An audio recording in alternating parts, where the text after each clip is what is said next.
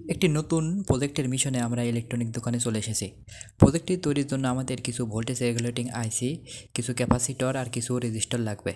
তো দোকানদার মামা আমাদের কাঙ্ক্ষিত আইসি এবং কম্পোনেন্টগুলো খুঁজে খুঁজে বের করতেছিলেন।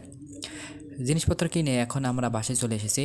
আমরা খাতায় একটি খসড়া সার্কিট ডিজাইন করে নেব, কারণ ডিজাইন না করে কাজ করলে ভুল হওয়ার সম্ভাবনা থাকে।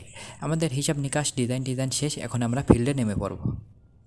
পার্টসগুলো আমরা একটি বোর্ডের মধ্যে সেট করে নিচ্ছিলাম এবং তাতাল দিয়ে ঝালাই করে নিচ্ছিলাম। এরপর অন্যান্য কম্পোনেন্টগুলোও লাগিয়ে নিচ্ছিলাম। কিন্তু এরপর আমরা লক্ষ্য করলাম ইনপুট দেওয়ার জন্য সকেটটি কিনতে ভুলে গেছি। তখন হঠাৎ করে মনে পড়ল আমার পুরাতন সার্কিট বোর্ডে একটি সকেট আছে। আমরা সেটা সার্কিট বোর্ড থেকে খোলার চেষ্টা করছিলাম, কিন্তু কিছুতেই খুলতে পারতেছিলাম না। তখন আমরা ঘি রোলস প্রয়োগ করলাম, অর্থাৎ ঘি যখন সোজা আঙুলে না ওঠে তখন আঙুলটি ব্যাকা করতে হয়।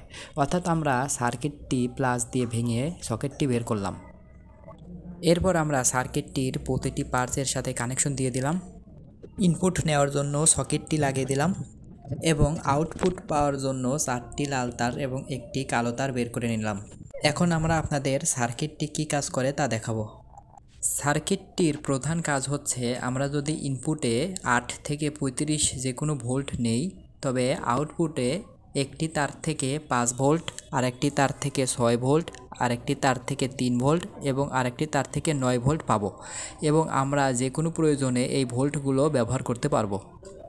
ভিডিওটি ভালো লাগলে লাইক, শেয়ার, কমেন্ট এবং ফলো করে দেবেন।